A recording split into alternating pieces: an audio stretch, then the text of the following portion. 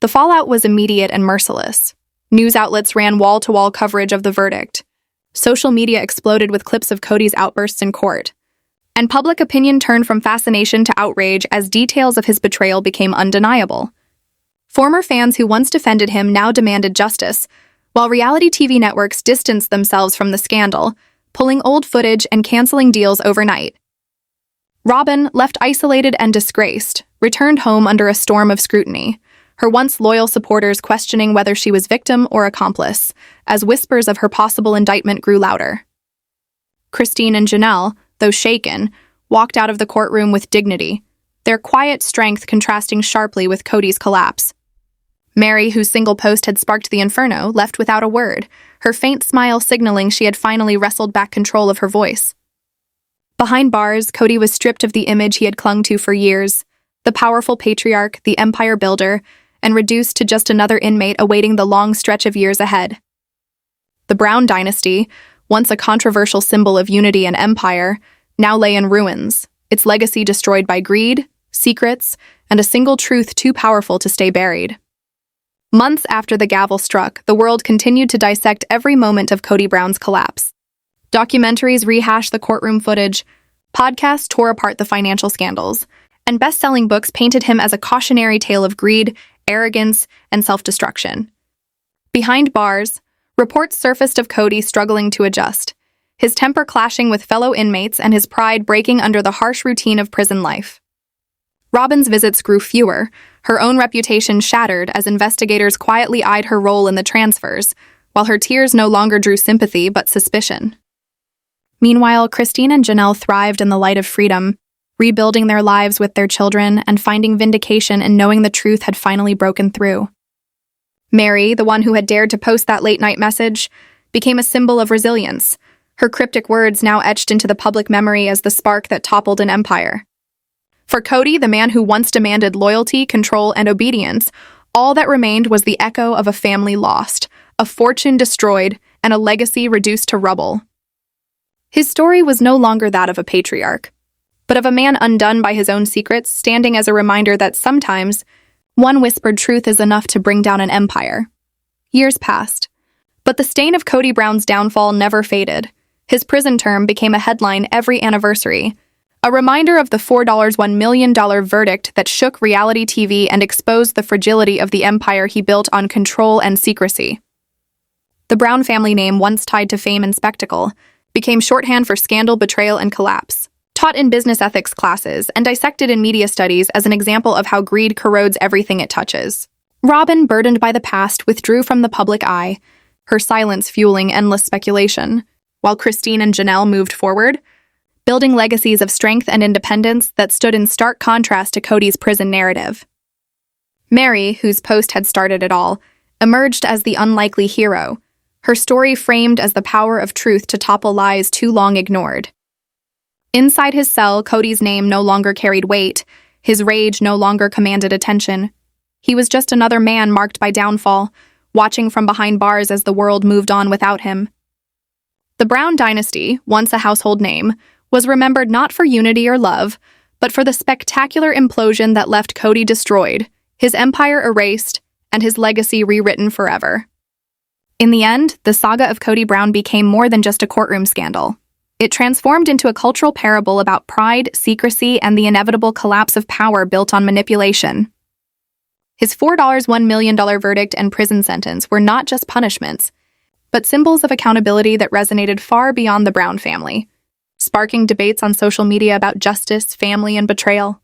Documentaries, exposés, and endless commentary ensured his fall remained etched into the public record, while his children, once caught in the chaos, grew into voices of resilience determined to write new futures untouched by his mistakes.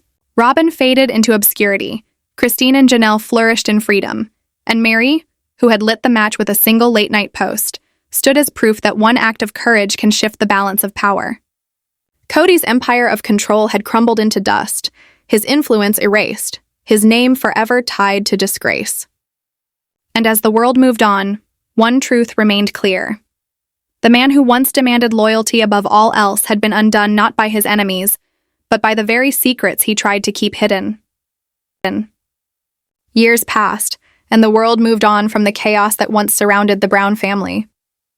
Reality TV had found new stars, new scandals, and new obsessions. But when whispers began circulating that Kody Brown was nearing release from prison, the media frenzy reignited almost overnight.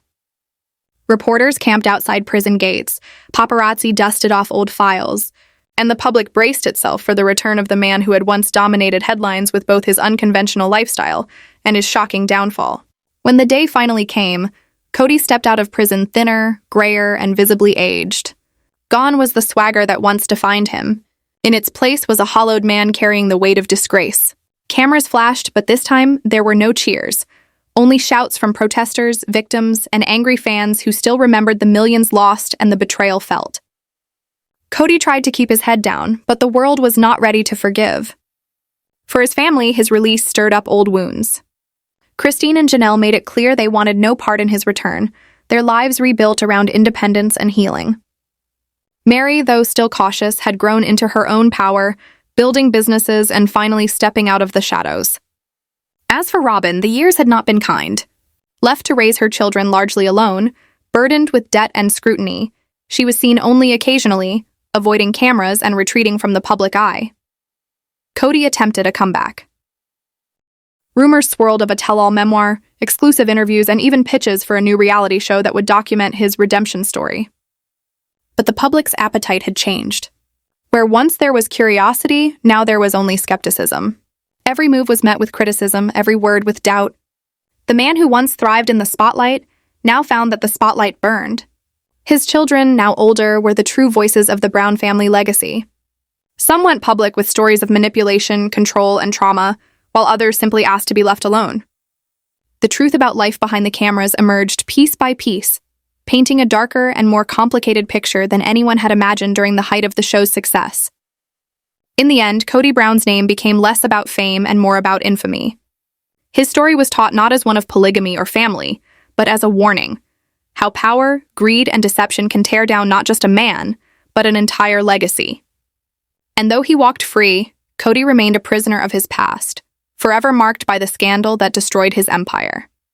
As the dust settled, one truth became undeniable: Kody Brown's story was no longer about family, but about downfall. Once the face of polygamy in America, he had become a cautionary tale etched into reality TV history. His empire worth millions had evaporated. His reputation, once powerful, was destroyed. And his family, once paraded before the cameras, was forever fractured. Viewers who had spent years watching his rise now witnessed his collapse in slow motion. The lavish homes, the luxury cars, the confidence he carried, it had all been stripped away, leaving only a broken man who could not escape the shadow of his own choices. The women who once stood by his side moved forward, stronger and freer without him. The children, though scarred, found their own voices and futures. And the fans? They turned the page, leaving Kody to the history books as another fallen figure who thought he was untouchable. In the end, Kody Brown's story is not one of triumph or legacy. It is a warning. A warning that greed, arrogance, and deception always come with a price. And for Kody, that price was everything. So as the world asks the final question, what happened to Kody Brown?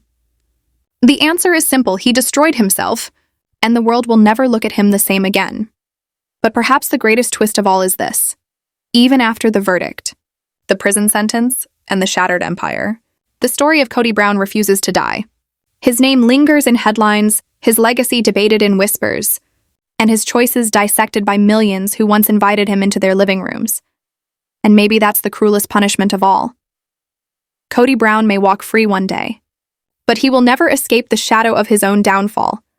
His family has moved on, his empire is gone, and the world will never forget.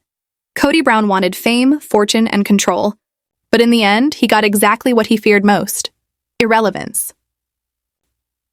Even inside the prison walls, Kody Brown's name carried a strange duality. Among inmates, some knew him as the man who once strutted across television screens as a polygamous patriarch, while others mocked him as the fallen star whose empire had collapsed under the weight of greed and ego.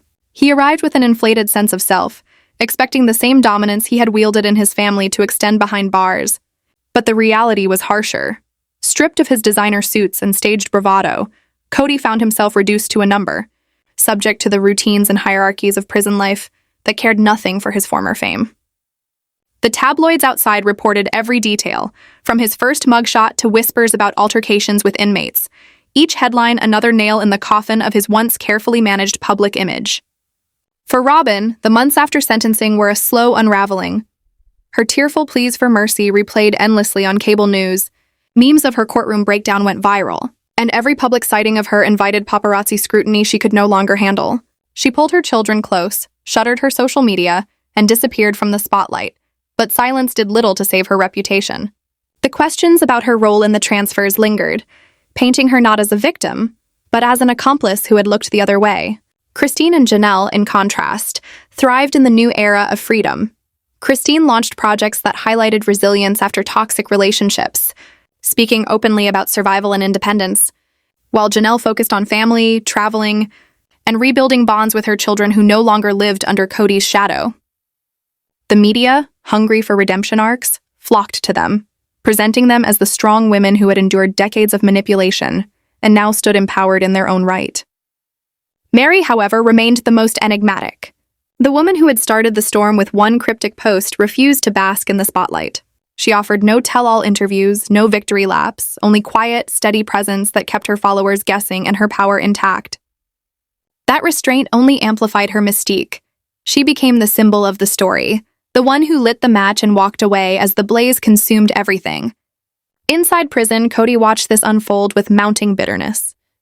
Every headline about Christine's strength, every viral clip of Janelle's calm dignity, every article praising Meri's courage deepened his resentment.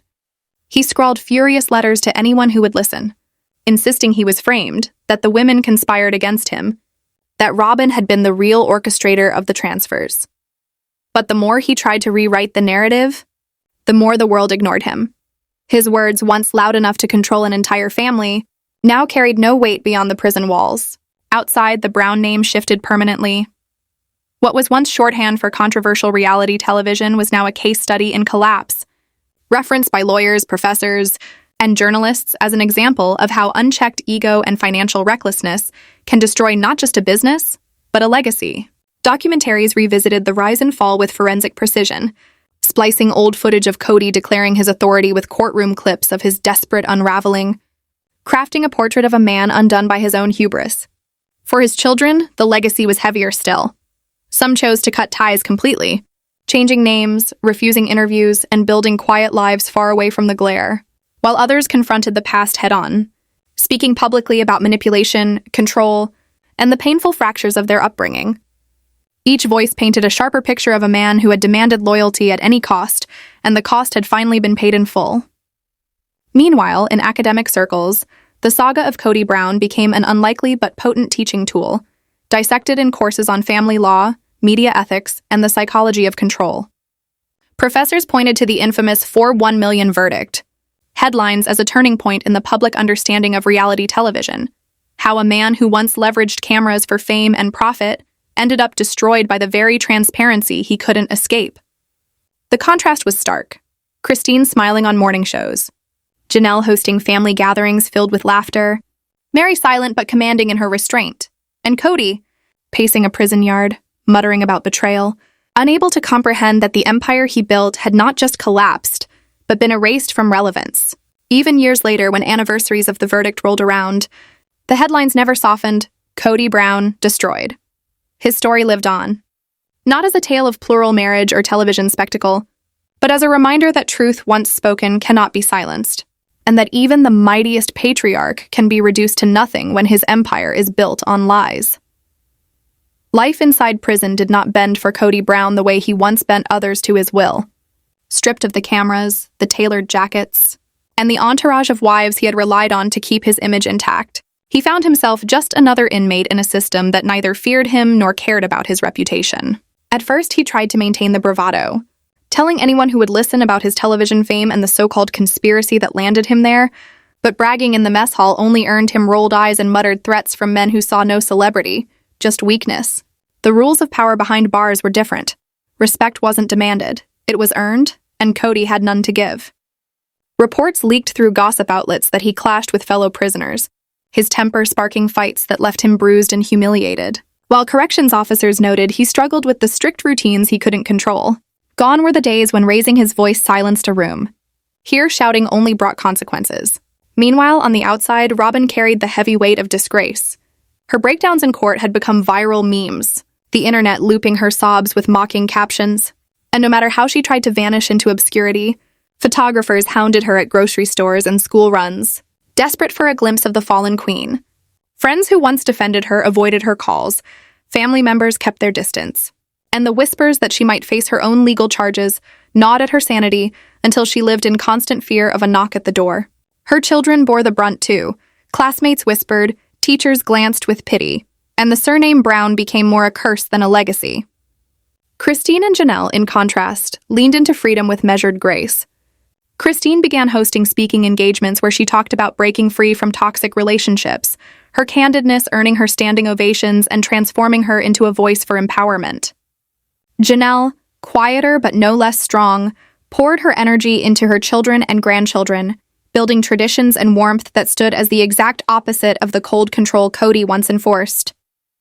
Their strength became a media narrative of its own.